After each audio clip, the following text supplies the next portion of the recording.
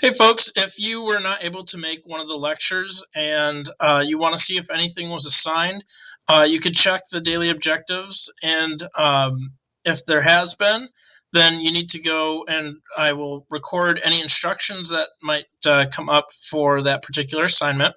You're going to want to click on your courses, click on conferences, and then this is typically the dashboard where you'll see if we're, the conference before the class starts. But there's this tab up here that says completed, and you'll notice that it'll say play. So if I had assigned something that day, I will record any instructions that might come with the assignment.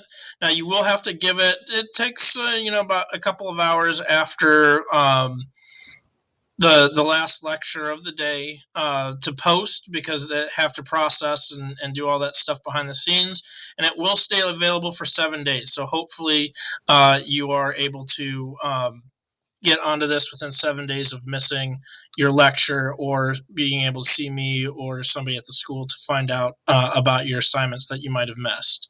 If you have any other questions, please let me know, and we'll get you settled in and hopefully get your work done. And I'll see you next time.